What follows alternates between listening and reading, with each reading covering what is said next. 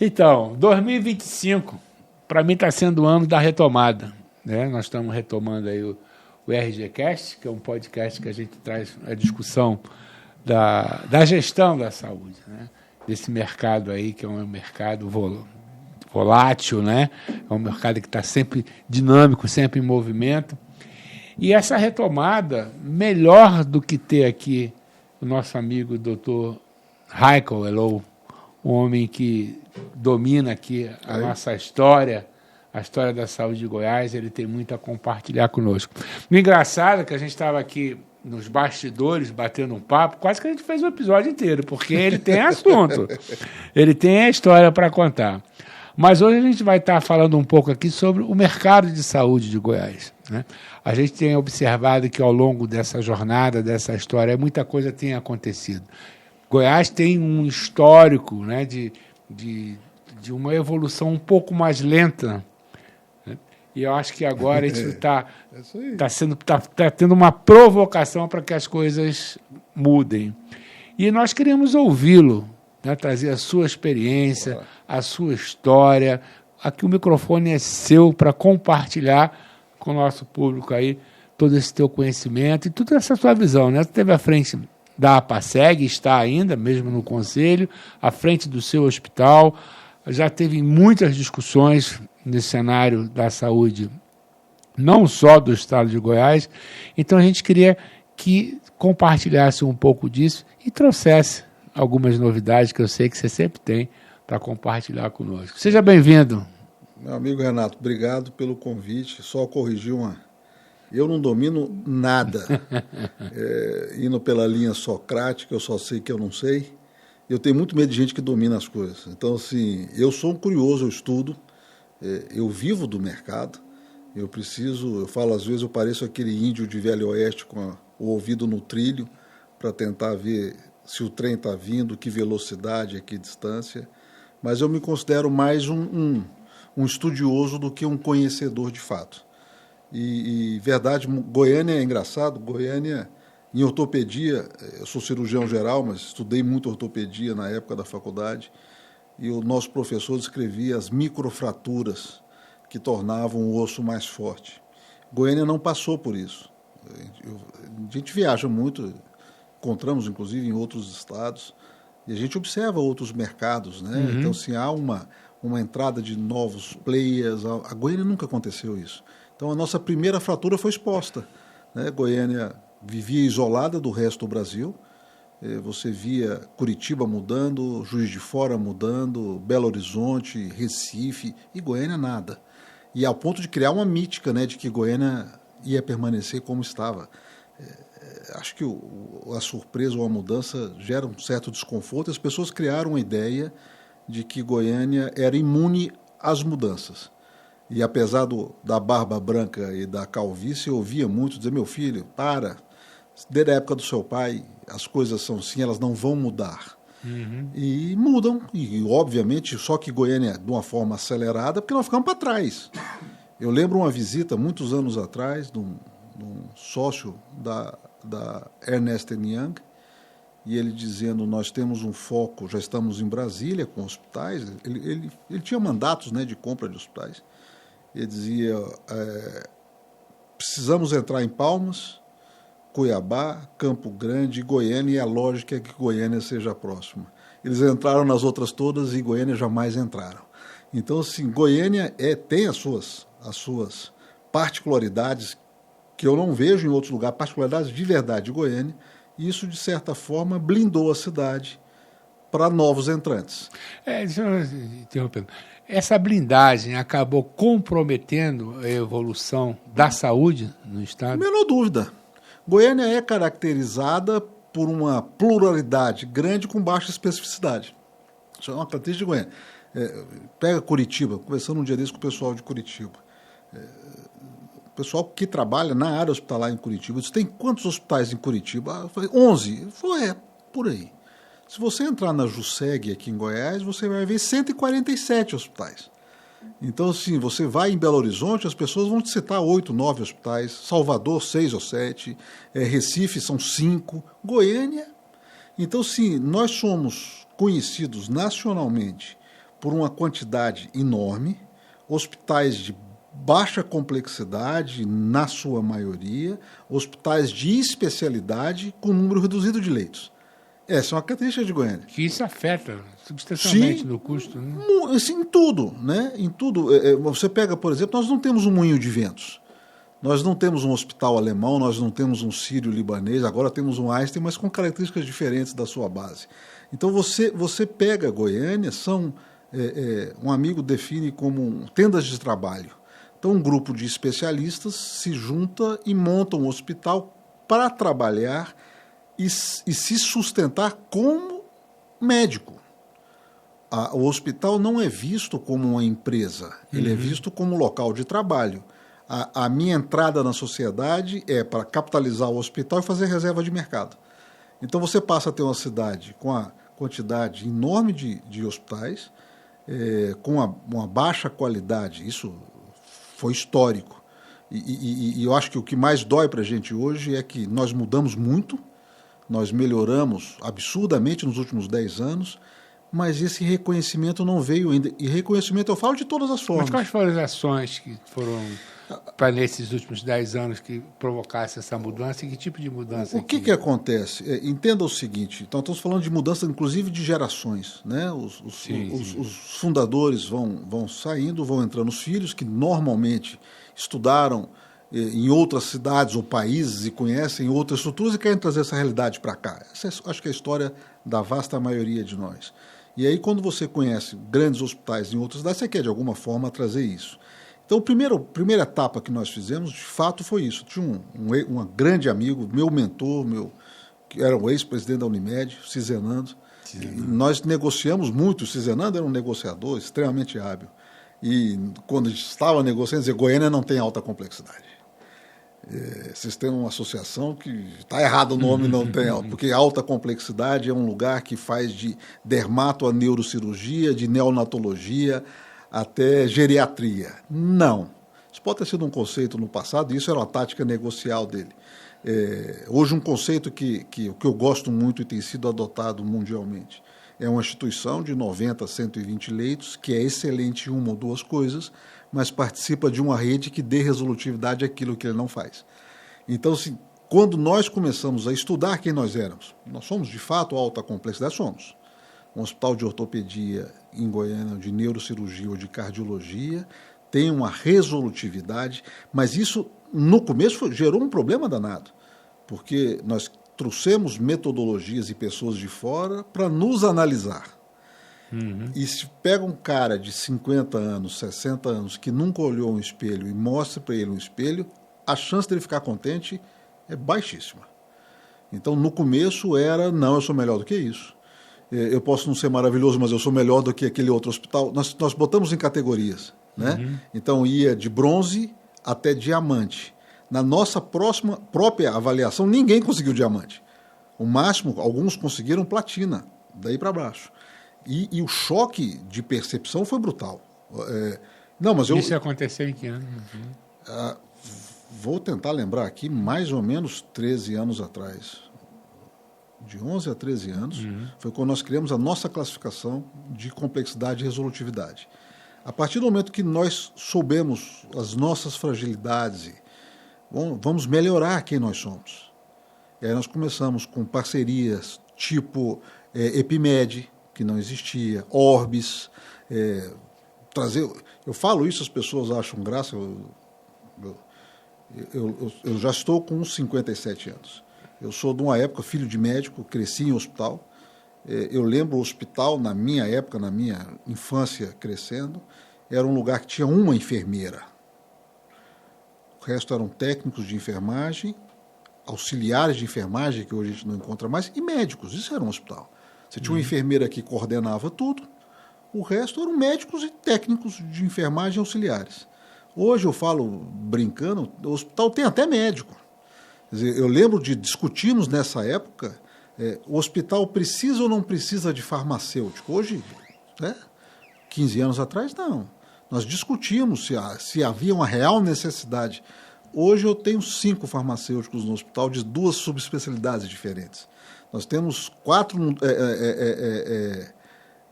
fisioterapeutas de especialidades diferentes, uma equipe grande de fisioterapia, nutricionista, 4 nutricionistas. Quer dizer, hoje o hospital tem até médico. Né? A engrenagem, eu entro no TASI para acompanhar alguns pacientes e as evoluções são por cores, né? Então você vai ali até achar a cor da evolução médica. Você tem a evolução do fisioterapeuta, do técnico de enfermagem, do enfermeiro, do nutricionista, do farmacêutico. Quer dizer, hoje o hospital virou uma máquina muito mais disciplinar, né? Total. E assim, se você quer qualidade, você tem que ter no mínimo isso. Então nós passamos para a segunda fase de vamos melhorar quem nós somos, né? Certificações, acreditações, mas eu acho que o grande salto foi, de fato, vamos analisar os nossos resultados clínicos. E começou de uma forma, cada um traga os seus números. E aí, não estou dizendo que é por maldade, não. Mas, assim, tinha UTI que ninguém morria, tinha paciente que estava bem morria, descontinuidade do tratamento. Eram coisas, assim... Chegou uma hora, nós contratamos uma empresa de São Paulo que faz o SINHA da ANAP para usar a mesma metodologia, e o Paulo, na época, NCI. Paulo disse, não, me traga os dados crus. Vamos analisar, e aí ele cruzava os dados, e houve um salto de qualidade brutal, porque aí nós passamos a analisar. Você começa a mensurar, você começa... a tendência é essa, né? E assim, de uma forma... Teve um episódio com a Epimed que eu achei muito marcante. Na época que eu fiz minha residência no Miguel Couto. E na época tinha um intensivista no Rio que era um cara que era uma sumidade, né? O Juan. Não era um cara... aquele que tratava médico, filho de médico, pai de médico, nos bons hospitais. E ele era o chefe também da terapia intensiva do Miguel Couto. Muitos anos depois da residência, eu estava na associação, veio um colega para falar do Epimed. Não conhecia, não sou intensivista, e ele explicando o que era aquilo fazia uma análise de resultados, aquilo fazia uma predição de complicações, aquilo fazia... Eu disse, cara, isso me lembra muito o Juan, isso me lembra... Então, você conhece o Juan? Eu fui residente do Miguel Couto. Eu também fui residente. Que ano? De 99 a 2000. Fomos contemporâneos, ele na clínica médica, terapia intensiva, o Cadu, e eu na cirurgia geral. E ele disse, nós transformamos a linha de pensar do Juan, a forma dele pensar, numa metodologia e implementamos isso a Epimed. Vamos trabalhar junto? Eu disse, vamos. Como é que nós podemos fazer? Eu disse, o máximo de hospitais que você trouxer para o sistema, a gente diminui o valor e compra coletiva. Eu disse, topo, se a cada 6 meses você vier aqui e fizer uma apresentação mostrando aonde estamos. O que evoluiu, né? Primeiro, quem somos, né? Nesse sentido de terapia intensiva. Depois, beleza, problema nenhum. A minha meta era, na época, se eu não me engano, minha meta era 6 hospitais, tinham 2 em Goiânia, nós conseguimos mais 3, não consegui chegar a 6 hospitais. Foi implementado, e tem um processo longo de implementação, mas foi implementado. 6 meses depois, o Cadu volta, e assim, ele é um cara muito educado. E eu dizia, cara, você está parecendo uma galinha do pé queimado. Ele disse, eu não conheço a expressão. Eu disse, você está desconfortável, é visível. O que foi? Ele falou assim, os números que eu tenho que mostrar, se você vai entender quando eu mostrar, muito ruim. Mostra. Ele mostrou, assim, isso 10 anos atrás. O que nós achávamos que estava bom, não estava, né? Assim, não havia esse profissionalismo, não havia essa checagem de resultados, não havia essa metodologia, protocolos e análises. Basicamente, muito pouco. Era dependente muito do valor individual do coordenador, ou do horizontal, ou do plantonista, era muito assim. Ele apresentou, acabou a apresentação, sabe aquela depressão coletiva, aquela, meu Todo Deus, mundo com vontade de chorar. Mas muito ruim. Assim, o assunto não rende, é aquele desconforto, ato contínuo, mais 9 entraram. Assim, entraram, nós precisamos, eu não sabia que bom. 6 meses depois ele volta, o humor já era outro, né? E ele chega e todo animado, apresenta e diz, gente, eu quero antes de apresentar, pedir para, deixa eu publicar, porque eu nunca vi em nenhuma cidade, está no Brasil inteiro e na Europa, na América Latina e na Europa, ele disse, nunca eu vi uma cidade dar um salto igual vocês deram em 6 meses. Vergonha. Primeiro desconhecimento, depois a vergonha de não ser aquilo que nós... Hoje todos nós temos EpiMed, tem 10 anos. Uhum. Todos nós temos um benchmark. A EpiMed era... Mas olha o resultado. Pegue os top performance nacionais, olha a quantidade de hospitais de Goiás, uhum, que tem UTI top performance, todos menos um são da PASEG. Quer dizer, essa cultura foi plantada há 10 anos atrás. Então, quando eu digo, nós começamos a focar em resultados, em qualidade, hoje nós temos números melhores do que a média da ANAP. E aí, o que nós esperamos? Você pode dizer, não, mas isso é infantil, isso não é... Nós esperamos um reconhecimento do usuário, um reconhecimento do corpo clínico, um reconhecimento das operadoras, e não é automático como nós imaginávamos.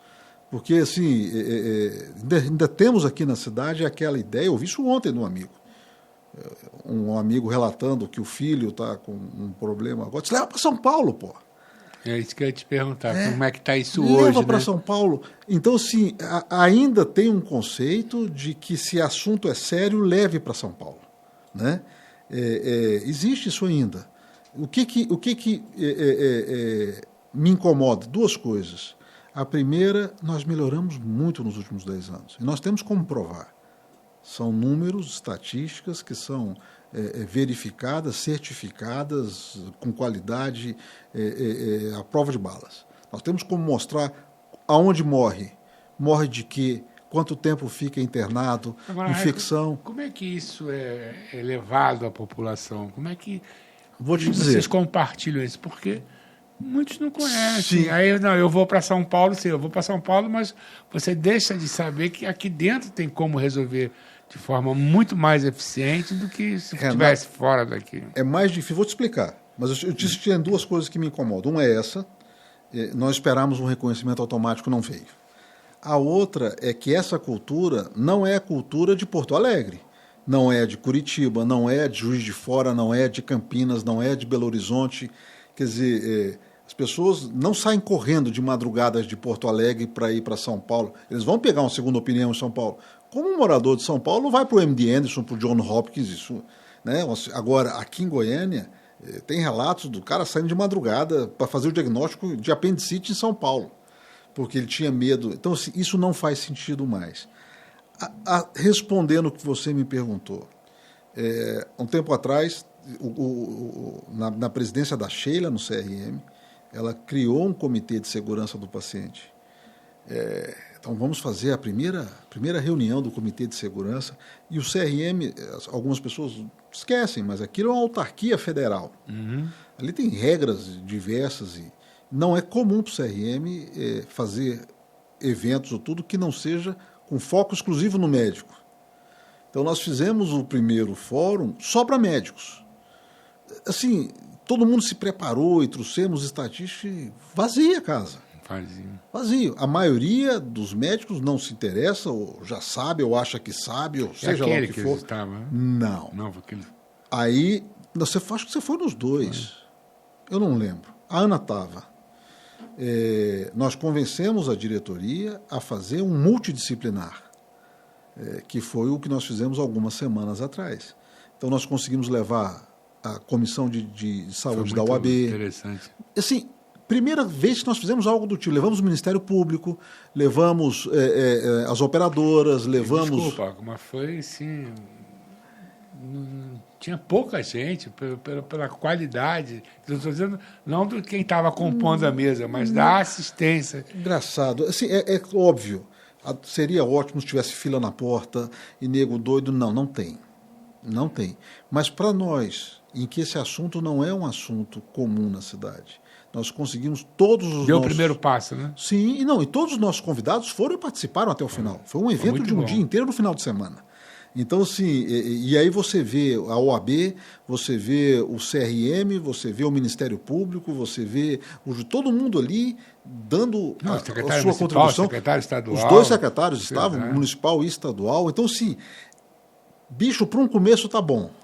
Entendeu? Para quem nunca falava no assunto, e agora nós estamos falando no assunto, mas assim, Cabe, por exemplo, defendo uma tese, eu não sou o único, mas defendo uma tese, o seguinte: se o paciente não é capaz de entender o que é seguro ou não, o Estado tem que cumprir esse papel até que ele possa fazê-lo, no sentido de classificar as instituições. Então, assim, é uma meta que nós temos no comitê, é de que o Estado, usando o tamanho, a força e os poderes do Estado, classifique as instituições por resolutividade.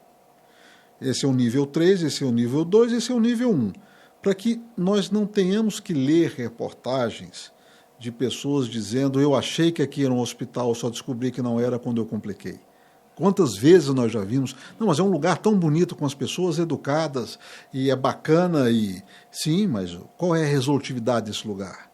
Para você ter uma ideia, hoje no meu hospital eu tenho 3 a 4 equipes de plantão 24 horas por dia, dependendo exatamente da situação, mas no mínimo 3 equipes de plantão 24 horas por dia. Vasta maioria das instituições fecha às 6 horas da tarde para abrir no dia seguinte às 6 horas da manhã. Então, como é que você lida no mesmo mercado com um grau... Porque isso tem um custo, em todos os sentidos, de organização, financeiro, brutal. Uhum. Você tem e você é visto e tratado da mesma forma com aquele que... Não tem esse investimento, zero. Não tem essa preocupação. Mas a aparência é a mesma. Se você olhar na porta, está escrito hospital, tem uma cruz no chão para a ambulância parar, tem uma UI que eles chamam de UTI... Né? Então, sim, você tem o usuário comum, ele não é capaz de diferenciar. E ele não chega no hospital e diz: por favor, me dê o seu índice de infecção hospitalar. Quantos óbitos você teve aqui? Ninguém faz isso. Ninguém faz isso.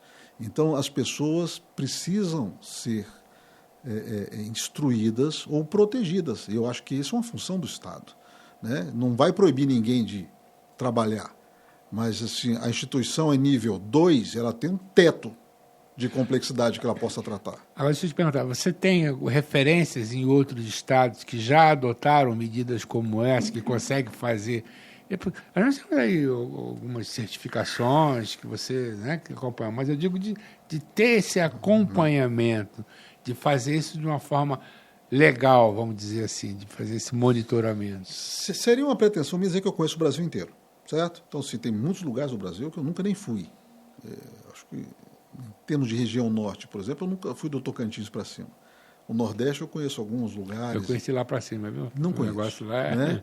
é então, complexo. Sim, pois bem, mas eu conheço relativamente bem da região centro-oeste para baixo, né, que é onde eu fiz meu benchmark, sempre fiz meu benchmark. Diria tranquilamente que esses lugares não precisam disso. Você não precisa disso em Curitiba, ou Porto Alegre, ou Belo Horizonte. Você não precisa disso. É cultural, né? É cultural. Então, assim, e lá em Teresina, não conheço Teresina. Entendeu? Então, sim, e essa quantidade de prestadores. Você entra no site da Unimed Goiânia, vai te dizer: nós temos 95 hospitais como prestadores. Como tem 95 hospitais? No próprio site da instituição, dos compradores de serviço. Então, sim, no IPASGO a mesma coisa, Bradesco. Então, sim, a quantidade em Goiânia, em detrimento da qualidade. Alguém tem que peneirar isso. E a expectativa, no mundo ideal, o paciente diz... Engraçado, porque assim, anos de artigos, entrevistas e debates, e nada mudou a nossa percepção como a pandemia mudou. Verdade. Mas assim, é interessante...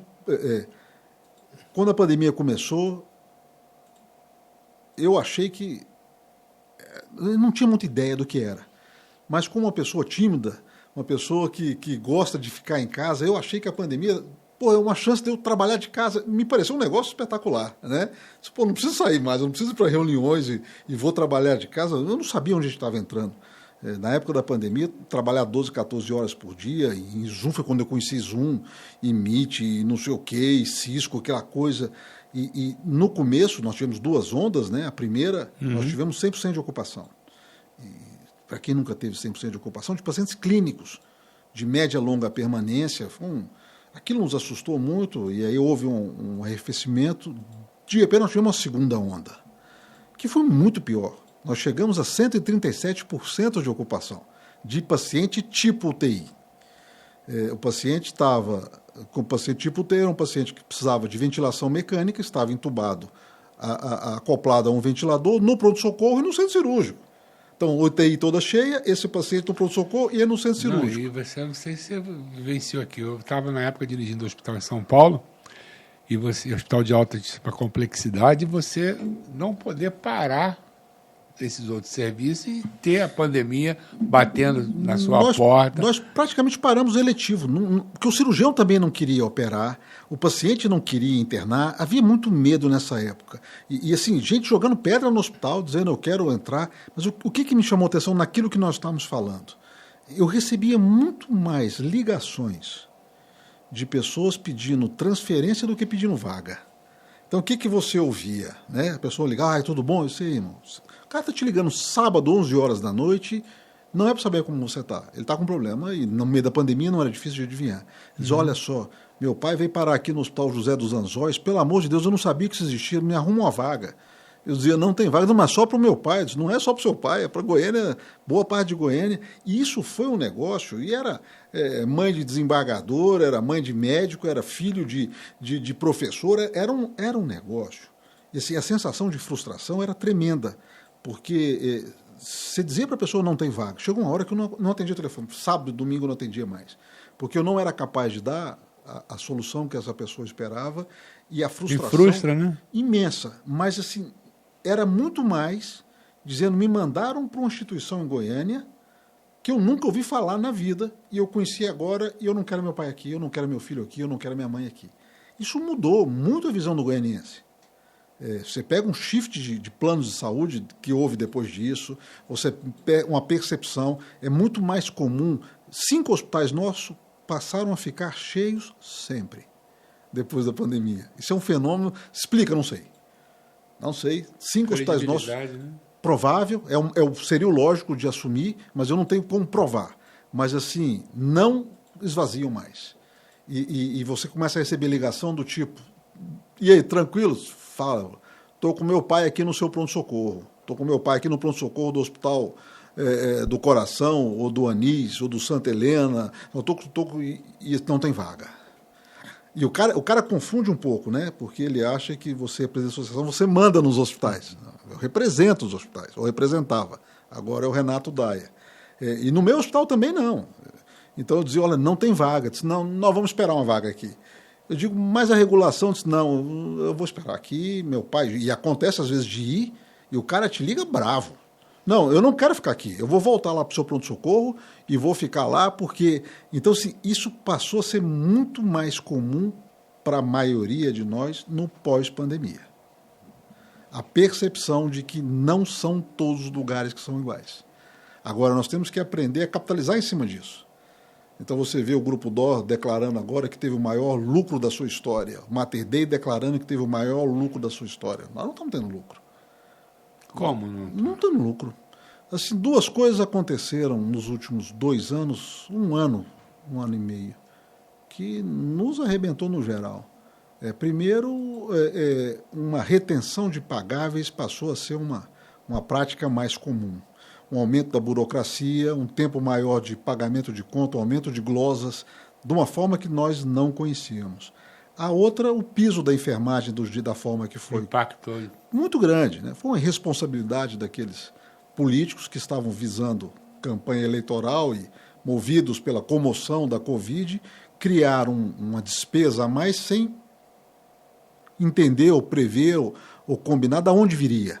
Então, a maioria das operadoras, isso é um problema de hospital, isso não é um problema nosso. Isso é um problema de vocês. Então, o custo nosso com folha aumentou de forma absurda, nós passamos a receber com mais dificuldade, de uma forma mais espaçada, e isso nos colocou... Você pega uma cidade igual Brasília, o EBITDA caiu de 30 para 23, ok? O nosso caiu de 14 para 4. EBITDA de 4 é muito próximo do zero. Exato. Então, nós passamos hoje, a percepção nossa hoje em Goiânia é que nós empatamos. Se você olha gradativa, se você olha o gráfico, não é difícil de imaginar que a próxima etapa é pagar para trabalhar. Agora, como é que você vê isso? A gente está pegando um grupo que já existia, né? Um grupo que tem uma história dentro de Goiânia. com esses novos entrantes, como chegou aí a Astem e outros, que alguns deles mostram lucros e resultados positivos em outros lugares onde eles atuam, como é que está isso hoje aqui para o mercado goiano? Vou dividir... Estou fazendo uma pergunta do leigo. Não, se tem uma coisa que você não é leigo. E eu te respondo com duas perspectivas, certo? A primeira é que é interessante você ver uma rede que lucra em outras cidades e chega aqui, ela não lucra. E assim, eu vou citar nomes porque não é demérito, mas assim, não vou citar. Mas assim, redes que você visitou no passado e que tem uma filosofia espetacular, o paciente é meu, qualidade não se negocia, meu foco é na qualidade assistencial, o dinheiro que vem é consequência e pá. Você ouve isso e você acredita e você investe nisso e você vê esse grupo vindo para Goiânia e não é isso que está acontecendo. E aí você começa a entender que há um problema sistêmico na cidade, né? Então você vê todas essas redes que vieram para Goiânia tendo que entender como Goiânia... Tem um camarada... Cara, mas como é que você me explica isso? Explico da forma que eu dou conta. Mas a segunda parte que me preocupa é quando você está no mercado, não vou dizer competindo, mas não deixa de ser uma disputa pela assistência, certo? Com um player que não vive da assistência. Ele vive de bolsa de valores, ele vive de investimentos estrangeiros, ele vive... E aí você começa, assim... O cara vira e diz, não, nosso projeto de implementação é de 10 anos. Então eu posso tomar prejuízo por 10 anos, tá ok, porque isso nós entendemos que é um ramp-up lento e nós não temos essa opção. 3 meses de prejuízo você fecha. Então esse é um ponto que assim preocupa, porque é igual o cara que vive do esporte e o cara que o pai dele banca ele, quando moleque, você tinha o Rubens Barrichello e o Christian Fittipaldi. O Rubens, se quebrasse um motor, ele estava fora. O Fittipaldi tinha um caminhão cheio de motores. A sensação, às vezes, eu estou competindo por um resultado operacional para pagar as contas e o meu concorrente, vou botar desse jeito, ele tem dinheiro que vem de outras fontes, que ele não depende tanto assim da assistência. Então, assim, isso de fato é uma preocupação. Você tinha feito uma pergunta que eu acabei respondendo. Não, era nessa linha. Como é que você consegue... Cara, assim, você vai negociando. Nós temos parcerias com operadores. A Unimed Goiânia é a nossa maior parceira hoje. Nós estamos desenvolvendo produtos e modelos em que você equaliza. Porque o que me preocupa muito? Nós achamos que a nossa área era privilegiada por muito tempo. Não, estão na área de saúde, sacerdócio, quantas vezes você não ouviu isso? Né? Para descobrir que a nossa área, do ponto de vista business, é igual a outras áreas. Então você pega uma consolidação em farmácias, uma consolidação em supermercados, em companhia de aviação, em telefônica, em hotéis, em hospitais. Então você vê hoje uma consolidação muito grande e uma verticalização, às vezes de forma aberta. Você pega empresas que elas declaram abertamente, nós somos uma rede vertical. Nós vendemos o plano de saúde e providenciamos assistência. Mas você vê outras redes que não é uma coisa declarada. Né? A rede de hospitais é dono de um plano de saúde. Eles dizem, não, é coincidência, nós não estamos nem coordenamos nada. Né? Nós não coordenamos nada. E você vê isso está acontecendo no Brasil e nos preocupa. Assim, o moto da relação entre prestador e comprador, a operadora de plano de saúde, é a desconfiança. Certo? Então, nós dois estamos relacionando. Você é um plano de saúde, eu sou um hospital. Eu não confio em você, você não confia em mim. Isso é a norma. Isso é a norma. Se nós não confiamos um no outro, vamos fazer duas coisas inicialmente. A primeira, eu vou burocratizar a nossa relação. Eu quero que o administrativo participe, eu quero que o jurídico participe, eu quero um contrato muito robusto, que se você fizer o que eu acho que você vai fazer, vai haver uma penalidade, então uma burocracia danada. A segunda, eu vou tentar embutir alguma coisa.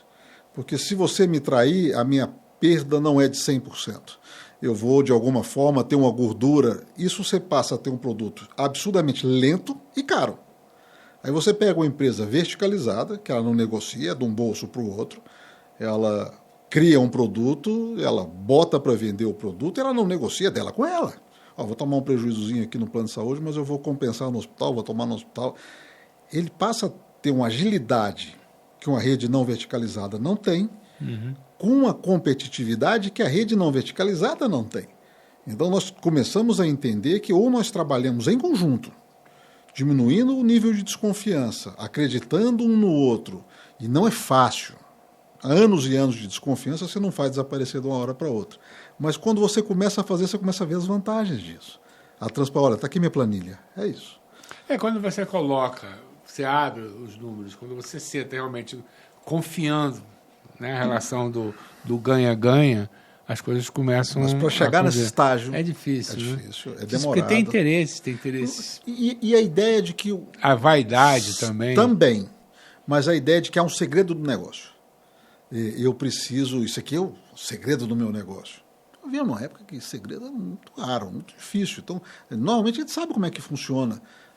Quanto é que o cara recebe, quanto é que ele paga, por quanto ele vende. A desconfiança ela é mais difícil, mas o medo é um estímulo espetacular, né? Cria alianças improváveis. Então, assim, hoje, com muito receio de redes verticalizadas, nós que não somos, nem temos a intenção de ser, começamos a trabalhar muito próximos daqueles que também não são e não têm a intenção de ser, que é a operadora de plano de saúde. Então, assim, não é fácil. Mas quando você fala assim, por exemplo, em algum momento você citou, nós somos bons parceiros da Unimed. Sim. Mas a Unimed, para ela, não é interessante ela investir numa rede dela e trabalhar isso como de forma verticalizada, onde que ela conhece exatamente os números, onde que ela está dentro da gestão? Eu defendi muitos anos que verticalizasse. Mas assim, não há uma resposta simples para isso. Você pega, são 340 Unimeds no Brasil, se eu não me engano. Já foi um número maior, né? Várias fecharam, mas nós temos hoje 300 e tantas Unimeds no Brasil. Você tem Unimeds que foram altamente verticalizadas e outras que zero de verticalização.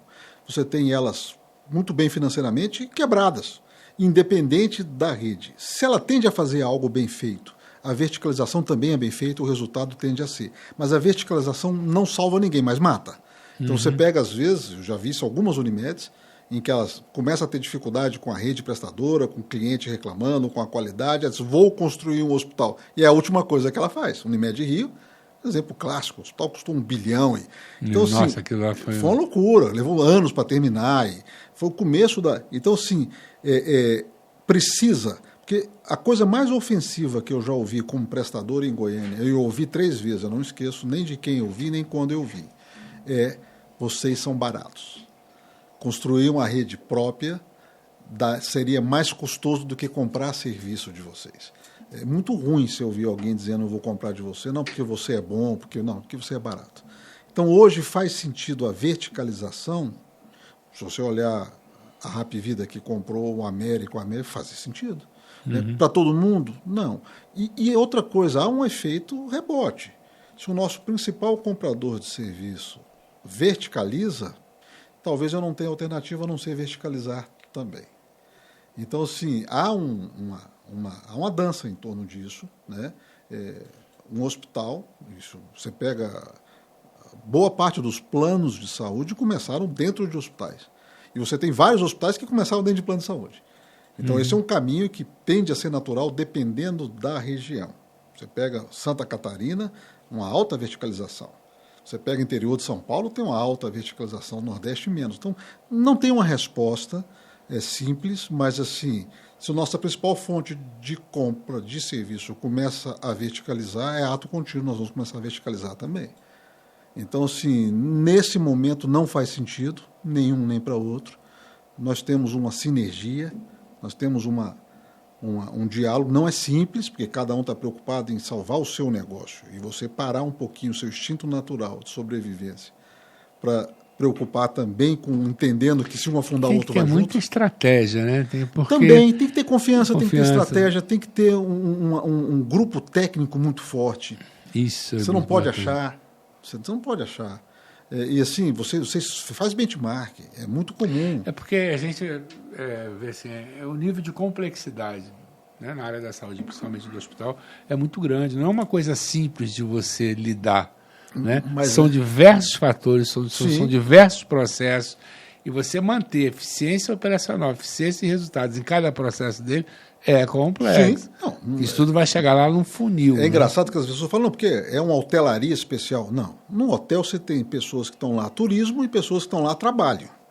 No hospital você tem pessoas com dor e com medo de morrer. Ninguém está ali a turismo ou a trabalho, digo o paciente ou o seu hóspede. Então, se é uma relação tensa o tempo inteiro.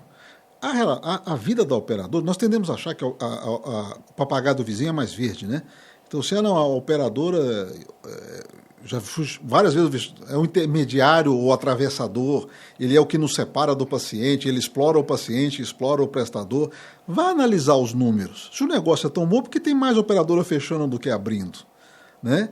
Por que você vê situações igual o da FERJ agora, ou Unimed Paulistana, cadê? E a Unimed Salvador, é de Brasília. Né? Então, sim, as pessoas tendem é muito... Diz que errar é humano, culpar os outros é mais humano ainda. Né? Então, se você vê muitas pessoas no meu segmento dizer Goiânia não é boa porque as operadoras nos exploram. O que eu digo, depois de aprender o que eu aprendi, é se ela soubesse quão frágil nós somos, ela exploraria o melhor. Então, assim, não houve por muito tempo uma preocupação com a subsistência. Eu já ouvi de presidente de operadora dizer, não, se sair um, entra outro. Eu tenho uma gama sabendo que se aquele sair e o outro quer entrar, a qualidade assistencial não é a mesma coisa. Mas ele pensa em volume. É uma discussão antiga. Né? Você vai ver em qualquer evento o nego dizer... desculpa. Você vai ver qualquer evento dizer mais leitos. Já viu que a contagem é sempre em número de leitos? Não, a cidade melhorou porque tem mais leitos, nós construímos mais leitos de UTI, nós vamos prometer mais leitos, nós vamos... Exato. E aí você diz, e quando é que nós vamos discutir a qualidade desses leitos? Porque nós sabemos que eles não são iguais. Então, se a percepção de qualidade assistencial por todos, ela é muito superficial. Ela é muito superficial. E assim, você vê pessoas entrando no hospital dizendo, eu conheço todo mundo aqui, meu pai morreu aqui, minha mãe morreu aqui. Pô, seu pai morreu aqui, sua mãe morreu aqui, você ainda volta? Não, mas é porque ele conhece as pessoas. Quantas vezes? Então, a relação de confiança, ela é mais emocional do que racional. Nós estamos tentando trazer essa racionalidade. E a percepção é sempre pela quantidade. Político adora dizer isso. Eu abri não sei quantos leitos. Vá ver a qualidade daqueles leitos. Que resolutividade que tem aquele lugar, ou custo assistencial. Não, normalmente é um custo muito alto, porque são hospitais, não diria hospital, clínica, né? São hospitais com 30, 20... Não vira. Você com menos de 50 leitos, você não consegue virar. E na área pública e privada. Né? Assim, na área pública, eu lembro quando surgiu o OS, né? O argumento era a OS, ela eu sei que você tem um histórico com a OS, não estou querendo só para dizer, não, a OS traz agilidade e profissionalismo para o negócio. E aí, de uma hora para outra... Por questões legais, para você ter flexibilidade de tomar decisão. Mas o resultado, a eficiência não está na legislação, está na competência de quem está à frente. É isso aí. Quem está tocando o negócio. E eu lembro, trazendo agora um caso recente meu, 2023, que foi a minha formação em mestrado. Eu estava trabalhando na experiência do paciente. Aí, no meio do campo, eu falei, não, vamos trabalhar, estava voltado para a área de tecnologia e inovação, eu falei, não, vamos trabalhar nessa linha. E, resumindo aqui, depois de pesquisas com vários CEOs, com vários pessoal de Health Tech, a gente concluiu, cara, está lá, e depois desse meu trabalho de mestrado, eu escrevi um artigo, que um dos maiores problemas dentro do segmento no segmento da saúde são os executivos, cara. É engraçado. Diz que a verdade é um lustre no meio de uma sala, cada um enxerga de uma forma diferente. Precisa desenvolver mais. Lógico, mas assim, você pega... Eu já peguei dono de hospital dizendo que o hospital bom é tocado pelo dono, que o hospital que bota executivo lá dentro é porque ele está terceirizando a incompetência dele. Então, depende do ângulo. É comum culpar a operadora, é comum culpar o corpo clínico, é comum culpar o executivo. Saia da culpa e vá para a responsabilidade. Qual é o papel de cada um? Bicho, a principal função do executivo do hospital é proteger o hospital de todos, a começar pelo dono. Exato. Né? E tem donos que não aceitam isso. O cara quer interferir, ele quer ser relevante dentro da própria instituição, atrapalhando a própria instituição. Já vi isso várias vezes. Em que o executivo não consegue desenvolver na plenitude porque o dono tem ideias. E as ideias envolvem ele, a família dele, a história dele, os filhos dele, a cultura dele. É assim dele. Porque eu quero assim. Porque sempre foi assim, meu pai fez isso para isso, e meu filho está aqui agora, e aquilo não é negócio. Né? Então, assim, eu já vi, quantas vezes eu ouvi, temos que trazer executivos de fora, e traz o cara, e não dá certo, a culpa é do cara, porque esse não é bom, vão trazer o outro, terceirizando o problema. Então, se não há uma saída... Não ataca a raiz, né? Não. E não há uma saída sem gente competente. Eu tenho gente competente do meu lado que faz o que eu não dou conta de fazer, que eu não sobreviveria sem eles. São executivos, alguns médicos, isso é maturidade não. Em gestão. Sim, a hora que você percebe assim, olha, não sei e não vou aprender. Eu preciso de alguém que saiba fazer isso. E assim, você tem que dar liberdade para essa pessoa. Você não chega para ela e diz, olha, eu tenho um problema e aqui está a solução. Senão eu não preciso dela. Né? E tem um amigo meu que chama isso de delegar. Não é delegar. Você dá uma ordem e esperar resultados. Delegar é dizer, eu tenho um problema, resolva da melhor forma possível esse problema. Então, assim, hoje no meu hospital eu tenho uma gestão profissional. Tem um cara médico chamado Marco Antônio, que é um cara altamente especializado em gestão, puta no intensivista, um cara, assim, eu olho, Marco, você fez o que eu não dei conta. Você conseguiu, e o Marco, assim, muito direto. Ele investiu nele, né? Ele... Assim, tem um custo pessoal, eu vejo o sofrimento dele tentando obter resultados que às vezes não são no tempo ou da forma que queria. Mas era, por exemplo, quando o Marco chegou, ele ia conversando com o corpo clínico, o colega sentava e dizia, não, porque eu sou amigo do Heikel e fui muito amigo do pai dele, eu não conheci o pai dele, sei quem é, mas aqui vamos discutir os seus números. Poxa, foi uma reviravolta. O nego me ligava e dizia, pô, o hospital agora é só números. Não é só números, mas agora nós vamos prestar atenção em números. Na sua estatística, no seu resultado, na sua participação, Isso foi uma mudança de filosofia e que trouxe resultados. Então, assim, eu vejo o hospital cheio, eu vejo o hospital trabalhando, e claro que aumentou o peso da máquina, aumentou a complexidade, aumentou a resolutividade, aumentou tudo. Eu preciso que isso seja reconhecido.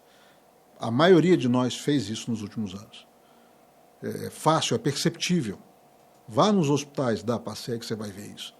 Vá no Santa Helena, vá no Hospital do Coração, vá no Hospital do Rim, vá no Santa Bárbara, vá assim, se você, no Hospital da Criança, visite os hospitais, você vai ver o salto de qualidade que esses hospitais deram nos últimos anos. Isso precisa ser reconhecido e cabe a nós levarmos esse reconhecimento ou a visibilidade disso para quem consome o nosso produto. Seja o paciente, seja o grande comprador. Deixa eu pegar uma deixa aí. Você sabe, você faz parte da SEBEX, Colégio Brasileiro de Executivos da Saúde, Executivo em Saúde. Eu vejo, é uma entidade, uma instituição, né, foi liderada pelo Francisco Balestrin, Dr. Balestrin, em São Paulo, e vem fazendo um trabalho brilhante no desenvolvimento dos executivos. E agora, com a retomada aqui em Goiás, o Quinam falou assim, Renato, vamos junto pegar essa bandeira aí, passando o bastão, mas estamos juntos aí para ver o que a gente vai contribuir para a evolução da gestão da saúde aqui no nosso estado e procurar influenciar também para outros. Como é que você vê esse momento? Como é que você vê que o Colégio Brasileiro de Executivos de Saúde, no Chapter Goiás, capítulo Goiás, pode vir a contribuir de forma efetiva em todo esse processo? Deixa eu dar só um contexto histórico nisso aí. É engraçado, tem pessoas que dizem ninguém é insubstituível. Todo mundo já ouviu isso. Aí tem sempre alguém que diz, tá, me mostra quem é o segundo Mozart, ou quem é o segundo Beethoven ou Da Vinci, ou seja, tem pessoas que são, sim, únicas. Elas marcam a era, elas criam novas vertentes, elas traçam novos caminhos, elas descobrem novas coisas. Tem pessoas, uma por geração, que são, de fato, muito diferenciadas. Eu tenho alguns caras, algumas pessoas que eu considero mentores, mestres. Para mim, eu já vou te interromper citando um. Cristiano Quinan é um desses. Quinan é meu irmão, cara, e nós crescemos juntos aqui dentro de Goiânia. Quinan é um cara com quem eu compartilho tudo. Ontem nós sentamos, ele é minha caixa de ressonância e eu acredito que eu sou a dele. Mas nesse que eu estou te dizendo, cara, Balestrin é um, Adriano Londres é outro. São dois caras, assim, diferentes. São caras... O Balestrin me trouxe, num período da minha vida que eu precisava, uma nova perspectiva e razão para continuar. Eu me formei em cirurgia de emergência, de trauma e cirurgia geral era o que eu fazia. Toda a minha focação, todo o meu treinamento era para ser cirurgião. Quando eu vim para Goiânia e comecei a me envolver com a gestão, ela foi tomando parte até uma hora em que a medicina, de fato, dia a dia, atender paciente e operar, deixou de ser a minha realidade. E veio uma sensação de frustração muito grande, porque eu me preparei para salvar vidas. E um dia, ouvindo um podcast do Balestrin, ele diz, eu me voltei para a gestão já na universidade e procurando a melhoria assistencial, a qualidade assistencial, eu salvei muito mais vidas do que se eu tivesse no pronto-socorro. Isso me devolveu uma... Isso é a mesma fala da Ana Maria. Exato, sim, mas para mim foi importante ouvir aquilo. Então você vê o que o Balestrin fez na ANAP. Tem a ANAP antes e depois do Balestrin. E aí ele foi para o Sindicato dos Hospitais, Federação, e criou o SEBEX. Então, assim, é um cara que não só... porque eu conheço pessoas que brilham por ela, só por ela. Não há seguidor, ela não cria sucessão, ela não cria uma filosofia, ela não cria uma escola. O Balestrin é o oposto disso. Ele criou uma nova ANAP e saiu. Ele criou um novo sindicato e uma nova federação, é outro depois do Balestrin. Ele criou um SEBEX. Quer dizer, ele compartilha a cultura, ele compartilha a filosofia. Então, ter um capítulo SEBEX, meu amigo Quinan tocou por anos, agora é você, em Goiânia, tira aquele argumento de que não tem gente capacitada. Tem gente capacitada, está aí. Você precisa interagir, entender, alimentar, ser alimentado por isso. Mas para Goiânia, ter um capítulo do SEBEX, e agora voltando o capítulo Goiânia-Goiás, voltando o Balestrin a frequentar e nos inspirar, é um privilégio de verdade. Então, assim, eu sou fã do cara, eu aprendi muito com ele, conversei muito com o Balestrin, infelizmente a gente não tem se encontrado mais na frequência. Mas você vai estar aqui. Estou sabendo. Não pode perder, 12 de dezembro, ele vai estar aqui conosco. Vou até arrumar meu cabelo para estar. E o outro amigo é o Adriano Londres. Assim, o Adriano foi presidente do Sindicato dos Hospitais do Rio, São Vicente da Gávea. Um cara... O pai dele, o irmão dele. Lá E um cara que circula em todos os ambientes. Onde o Adriano chega, ele é bem-vindo. Ele foi para Qualicorp, de lá ele saiu, foi para o hospital, depois ele vai para a operadora, ele volta. Hoje tem os arquitetos da saúde, ele, o Feitosa, é o cara. Aí nego, então vocês falam a mesma coisa? Eu disse, não, nós não bebemos da mesma fonte. Eu copio ele. O que o Adriano fala, eu repito. Eu acredito e muito do que eu falo eu aprendi ou com o Balestrin ou com o Adriano. Então tem uns caras que, de fato, diferenciam, mudam a sua percepção e a sua forma de atuar. Né? E uma das crias do Balestrin é o SEBEX. Então, assim, fico muito honrado de estar participando desde que foi criado, quero ajudar no que for possível. Não tenha dúvida. E fomentar isso, essa cultura da gestão de qualidade, do indivíduo preparado, do indivíduo que tem não só o conhecimento, mas o networking. Né? E você passa a circular com outros capítulos, eventos nacionais, essa interação, essa integração é muito importante. Então, assim, você vai gerando sinergia, vai gerando resultado. Lógico, e tira aquele argumento de que não tem executivo. Tem. Né? Tem. Precisa fazer trabalho, precisa desenvolver mais Mas olha só, olha o no potencial. Nosso meio. Porque, assim, às vezes...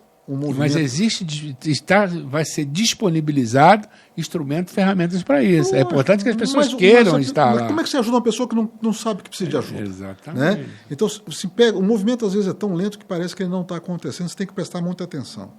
Mas olhe a quantidade de hospitais hoje com gestores profissionais. Isso não era a realidade de 15 anos atrás, não era mesmo. A reunião nossa da APASEG era uma reunião de donos de hospitais, que não raro terminava em gritaria e não sei o quê. Hoje, a nossa reunião de donos é pautada pela reunião de gestores. O comitê de gestores decide o que é prioridade, o que precisa ser deliberado, o que é factível, o que não é. Nós discutimos em cima daquilo, porque o que acontecia antes? Nós, donos, nos reuníamos, discutimos, vamos parar a operadora tal. Aí você ia para o seu hospital e dizia, nós vamos parar a operadora tal. Aí o seu gestor dizia, você está louco, 50% do nosso faturamento. Não, então não vou parar mais, entendeu? Hoje a gente não para mais, isso não é uma realidade, mas hoje nós sabemos, por exemplo, qual é a margem de retorno, qual é a unidade de negócio que funciona ou não, qual é, o que precisa se investir. Hoje nós temos uma base operacional, então a minha gestora Lorena, o gestor médico, que é o Marco, entra no sistema. Amanhã nós vamos passar reunidos para discutir nosso ciclo de receita. Isso não era uma realidade 1 ano atrás, 2 anos atrás. Então, se há uma evolução na qualidade desses gestores, há uma evolução nas estruturas, há uma evolução no dono da instituição que percebe a importância de ter esse gestor dentro da sua casa. Isso é um processo, ele é lento. Uma cultura, uma mudança, ela não consegue. Mas assim, o hospital que não fez essa opção, ele percebeu que ele ficou para trás. O hospital que continua sendo tocado pelo dono. Vai ser difícil. Sim. Não, eu tenho uma tese que eu espero estar errado, né? Assim, nós vivemos um momento único em Goiânia. 7 hospitais fecharam esse ano, né? Com a perspectiva de vários outros fecharem num espaço de 12 meses. Se você não fez o dever de casa, não dá tempo mais.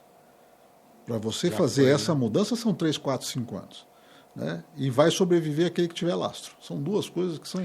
E isso aí vai gerar oportunidade de novos... Quando você analisa qualquer mercado, você percebe que ele é flutuante de qualquer coisa. Olha construção civil, olha indústria, olha, o cara vai te dizer o seguinte, estava muito ruim, não tinha ninguém, começou a investir, o negócio bamburrou, veio gente de qualquer lugar, saturou, quebrou metade, o resto é cíclico. Isso serve para escola, isso serve para hospital, isso serve para tudo. Então, assim, nós vivemos hoje um momento em que tem muito morto-vivo. Isso é ruim. O cara está vendendo um almoço para comprar a janta. O hospital não quebra de uma hora para outra. Isso está impactando nos resultados, está impactando na saúde, na qualidade. Mas o que acontece? Enquanto ele está respirando, o que acontece? Um hospital não vai bem e fecha, certo? Ele começa a comprar medicamentos sinais, né? Mais genéricos, mais baratos, similares, ele começa a atrasar o pagamento dos fornecedores, ele começa a atrasar o pagamento do corpo clínico, a enfermagem, ele vai deteriorando. Não me diga que a qualidade assistencial, a segurança se mantém nesse processo, não mantém. Então, se você pega um hospital, fechou. Não, olhe como é que ele se comportou nos últimos 2, 3 anos. Né? O que foi que ele sacrificou para continuar funcionando nesses últimos anos? Isso é uma coisa que pouca gente... É engraçado, pega o hospital tradicional, histórico de Goiânia, São Salvador. Tem pessoas que não, porque eu passei no São Salvador, irmão, São Salvador fechou. Fechou quando? Fechou tem 4, 5 anos, 6 anos, não sei. Então, se o hospital abre com barulho e fecha em silêncio. Quando abre aquela festa e pá, quando fecha, se você não passar na porta, você não vê. Então, assim, o mercado está volátil. Esse ano foram 7 hospitais, alguns que nasceram junto com Goiânia, que fecharam. Tem muitos ainda, assim, no respirador, nas aminas, sabe, assim, não está bom. E pode parecer cruel, e é engraçado, porque você não sabe se você será um dos sobreviventes. Você sabe que o mercado está muito instável, mas aqueles que sobreviverem terão um mercado muito melhor. 2027 tende a ser do caralho. 2025, 2026 de depuração, mudança de paradigmas, de formas de trabalhar. Quem fez o dever de casa... bicho, tem uma chance boa. Quem não fez não tem chance. Quem fez tem uma chance. Porque vai depender do lastro também.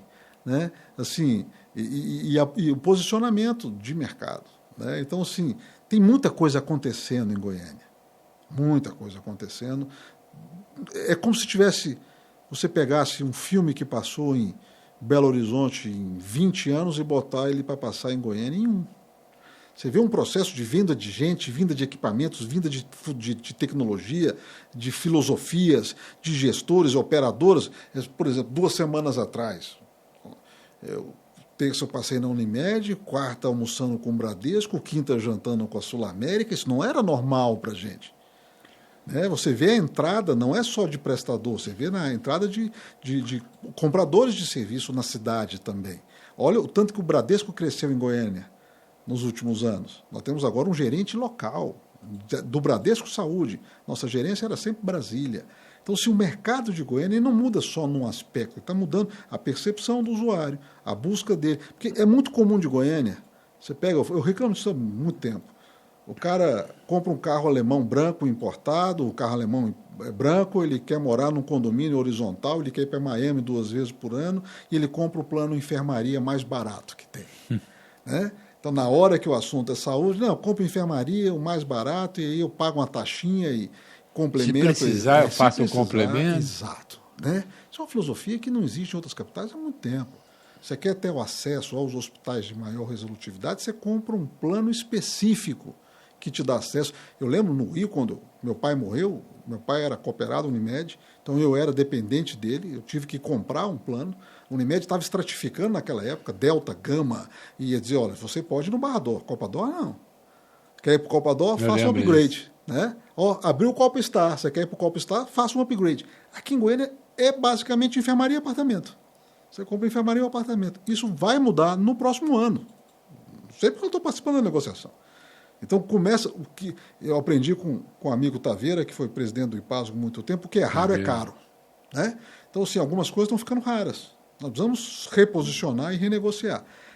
É difícil, o mercado é lento, a margem é estreita, mas, assim, o usuário se tornando mais participante do seu cuidado, questionando mais, estudando mais, cobrando mais. Não, você sabe o que alivia, assim, inspira, é saber que isso está acontecendo. Sim. Tá, vocês estão sentando, sempre, uma discussão sadia, senão Renato, a tendência é canibalizar, a tendência é coisa... Olha o que aconteceu alguns meses atrás, vou dizer 4 meses, 4, 5 meses atrás. Veio toda a diretoria do Bradesco Saúde, sentou conosco e disse, nós queremos lançar o primeiro produto regional do Brasil em Goiânia. Goiânia está bombando, agora é a bola da vez, e nós queremos discutir qualidade, vamos discutir preço depois. Nunca na nossa história isso tinha acontecido. Uma operadora nos buscar, dizendo que vamos discutir qualidade e preço depois, e obviamente discutimos preço, é um banco, ele não está brincando. Claro. Né? Mas nós fechamos um produto... Mas ele tem a visão do todo, né? Ele sabe o impacto também... Tudo bem, o Bradesco não vai quebrar por causa disso, certo? Mas não é comum dessas instituições sólidas, antigas e todas estratificadas de que dá um saldo de confiança. E eles deram e valeu a pena. Quando você senta com o Bradesco hoje, diz, cara, nosso produto está chamando a atenção do Brasil inteiro. Foi o primeiro regional do Brasil. Está vendendo, porra, vendemos isso, vendemos aquilo, crescemos. Quer dizer, alguém veio de fora... reconheceu algo que não era reconhecido localmente, lançou um novo produto e esses eventos desencadearam outros eventos. Nossa conversa com todo mundo melhorou. Né? Assim, pô, nós não somos mais o patinho feio. Tem algo... Então, assim, vamos sentar sério aqui para conversar. Né? Então, assim, você começa a perceber esse movimento em todos os sentidos. Seja na vinda do Mater Dei para Goiânia, do Cora para Goiânia, da Oncoclínica, seja... se você vê a vinda da Sul América, a vinda do Bradesco, nós fomos descobertos. Goiânia foi descoberta e isso gera mudança, gera ansiedade, gera angústia, gera esperança, gera uma porrada de coisas. O resultado é a melhoria da qualidade da saúde. Mas não para todos. Esse é um problema. Durante muito tempo as pessoas pregavam que essas mudanças seriam boas para todo mundo, nunca, jamais. Alguns vão se adaptar, vão melhorar, vão prosperar. É uma questão normal, tendência normal também é isso, né? É você... Mas nós achávamos que nós éramos especiais, que nós estávamos acima do bem e do mal, que isso não ia acontecer conosco. Está acontecendo. Os hospitais estão fechando um atrás do outro. Nós não somos especiais nesse sentido. Nós somos prestadores da área de serviço, uma área extremamente complexa, muito mal remunerada, mas nós somos... E isso não é normal. Você pega o EBITDA de Belo Horizonte, você pega o EBITDA de Brasília, 4 a 5 vezes maior do que o nosso. Por quê? Porque ali houve uma maturação que nós não tivemos ainda. Nosso mercado vai chegar nesse estágio. Para todo mundo? Não, não é para todo mundo. Hoje, a regra é para todo mundo. Quando uma operadora fala no reajuste, ela fala para todo mundo. O reajuste é para... Se você acertou, parabéns. Se você errou, parabéns. O reajuste. Isso não é mais a realidade em outras grandes capitais. Reajustes, tabelas, produtos são pactuados em nichos, em foco, em fluxo, em metodologias, o igual para todo mundo, esse comunismo mal feito de que todos são iguais, isso não tem espaço mais. E Goiânia está nessa leva de mudança. Doutor Raico, aqui Sei nem quanto tempo nós estamos conversando, né? A gente está mais de 1 hora. Então, mas... Ó, filtro aí. Ó, filtro. Não tem filtro, não. Eu acho que está sendo muito bom. Eu queria que você deixasse uma mensagem, uma fala, sua visão. Assim, faz uma série histórica, assim, uma viagem. Como é que era, como é que está, qual é a tendência de ficar, de como ficar. Envolve um pouco de achismo, né? Um pouquinho. E outra coisa, é minha ótica. Sua ótica, sem dúvida. Eu tô no meio do troço e eu enxergo de uma forma... É porque você está vivenciando muita coisa. Mas assim, por exemplo, semana passada eu fui representando a Associação Comercial, tem a Câmara de Saúde que você conhece, eu sou o presidente. Fui no aniversário de 89 anos da Santa Casa. É um negócio extremamente interessante. Eu não ia na Santa Casa há 15 anos. Eu não ia na Santa Casa. Eu fui para... Meu filho, hoje, o Hospital Escola, para ele é a Santa Casa. E encontrei o amigo Sérgio Venço, que eu não via há um tempo, encontrei Irani, que eu não via há um tempo. E assim, e aí você sai do seu meio. É outra realidade. Às vezes eu falo, porque os hospitais de Goiânia... Quando eu falo isso, são os nossos hospitais da PASEG. A realidade para os outros é muito diferente. Não estou dizendo que é pior, não. É diferente. Então, a minha ótica é no nosso meio, com os hospitais que eu convivo. Então, a minha ótica... aí chega um colega, não vou citar não, porque do hospital que... Ele diz, cara, eu compro muito mais caro, eu não tenho acesso, eu tento marcar uma reunião na operadora, não me recebem, o paciente não... Assim, a minha realidade e dos meus parceiros na PASEG não é a realidade de todo mundo. Isso é um fato. Te digo o seguinte, tem sido uma jornada espetacular, altos e baixos, como as boas jornadas, né? Há uma mudança, ela é perceptível, ela vem em saltos, ela não é, ela vem lenta e depois ela dá um salto. A vinda de todos esses players externos para cá trouxe um choque de cultura, para nós e para eles. Eu ouvi de entrante, vim ensinar vocês a trabalhar. Saiu aprendendo. Bicho, saiu, entendeu? Para esse cara eu disse, bicho, tá parecendo uma caravela chegando nas Índias e jogando espelhinhos e dizendo, não é bem assim. Nós aprendemos a sobreviver aqui. Mas assim, é aquela história do Nietzsche, né? Você olha para o precipício olha de volta para você. Então, se nós aprendemos com eles aprenderam algumas coisas conosco. Nós sobrevivemos, não é à toa. Mas assim, você vê uma evolução, você vê uma busca por uma assistência diferenciada, não é no volume, na velocidade que nós queríamos, ela é constante. Nesse caso, sim, ela tem melhorado. E uma capacidade dos hospitais reivindicar um reconhecimento maior, num momento de dificuldade nacional. Então, assim, eu vejo com um futuro muito melhor, não para todos. Mas vejo que essa jornada ela está caminhando para uma cidade mais parecida com Curitiba, com Porto Alegre. Eu cito muito porque são os meus benchmarks.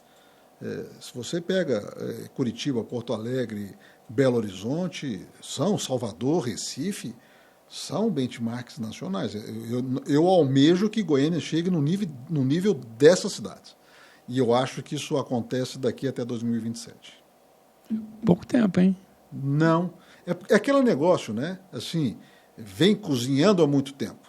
É a hora que assa, é a hora que o bebê nasce, né? Ele foi 9 meses gerido. Então, assim, nós estamos gestando, nós estamos igual uma mulher, nós estamos gestando isso há muito tempo. O nascimento deve ser até 2027. Eu acho que não precisa nem pedir para deixar uma palavra. Você sabe por quê? Eu deixei, era Não, porque toda a sua fala aqui é uma fala de otimismo, sabe? A gente sempre... Perigoso ser otimista. Não é questão, né? É questão é realista. Vamos dizer, é realista. Eu acredito que sim. É realista. Porque você inspira. Você inspira que inspira sim, que a coisa vai... A coisa tem solução. Tem solução. Basta, você tem que correr atrás, você tem que se esforçar. O que você teve na vida que foi dado que valeu a pena? Nada. O que você quer, se você gosta, você brigou, você correu atrás, você lutou por isso. Não tem nada dado. Não tem alguém que chega e diz, Renato, reconheci. Olhei para você e está aqui, você merece. Não conheço isso. Então, assim, é uma briga constante, uma luta constante, mas você começa a ver resultados, você anima. Eu tenho medo, o otimista é um cara perigoso. Né? O otimista, ele olha para o cavalo correndo em direção dele, ele imagina, o cavalo vai atropelá-lo. Então, assim, o otimista é um cara perigoso. O pessimista também, porque ele entende. Então, eu tento ser realista e eu vejo mudanças que me animam. Hoje eu passei a tarde discutindo novos projetos. Pô, bicho, isso não era tão comum uns anos atrás. Então, assim, sentados juntos, buscando soluções coletivas. Assim, nós temos hoje, eu estou citando a Unimed porque essa diretoria tem sido, não vou dizer surpresa, claro que você tem expectativa, mas assim, você vê o trabalho dela em melhorar e entendendo que nós temos que ir juntos, que não vai melhorar só para um lado. Nós sentamos e discutimos assuntos complexos, extremamente complexos, mas assim, a percepção de que estão olhando de peito aberto para chegar a soluções. E isso não é normal. Então, entendo que há uma preocupação que motiva isso, um medo dos novos entrantes, mas assim, há um voto de confiança bilateral que a gente ansiava há muito tempo e nós estamos vendo agora. Amanhã eu posso chegar aqui e dizer, Renato, desandou o troço, brigamos, mas eu não creio. Não é tendência. Não, porque assim... Pelo perfil das pessoas. Não, nós estamos vendo resultados. Essa cooperação tem trazido resultados. Agora, gera problema porque não é para todos. O resultado é para aquele que participa, que se envolve, que corre o risco, que investe. E o cara que está parado só olhando as coisas acontecer, ele vai reclamar. Mas ele não correu o risco, ele não participou, ele não se envolveu. Então, assim, você pode dizer que meu estado agora é de otimismo, porque eu plantei junto com o meu grupo a vida inteira e nós começamos a colher. Que bom. A colheita é algo nova. Nós estamos plantando, agora começamos a colher. Está tranquilo? Nunca. Tem amigo meu que liga, você está tudo bem? Você está tranquilo? Não. Você falou que estava bem? Uma coisa, outra coisa. Então, tranquilo, não está, mas as coisas estão bem, com tendência a melhorar. Que bom, que bom. Uma fala ali para a câmera. Qual câmera? Essa aqui. Obrigado por ouvir, se você teve a paciência de aguentar até o final, por acreditar em nós. Obrigado, meu amigo Renato, pelo convite. Eu que agradeço aí. Espetacular. E até a próxima, quem sabe ano que vem. Contando, quem sabe antes disso. Quando o nosso amigo Balestrinho estiver aqui, compareçam, participem, se envolvam com o Sebex, vale a pena. Eu acho que a gente tem muita coisa para fazer e eu espero poder contribuir com esse novo conselho que vem o Sebex aí. Você sabe, é um conselho muito bacana, pessoas brilhantes. A gente possa junto aí fazer um trabalho para contribuir mais ainda para esse mercado da saúde. Que venha 2026 aí, vamos trabalhar juntos. Vamos que vamos. Um abraço. Um abraço, obrigado.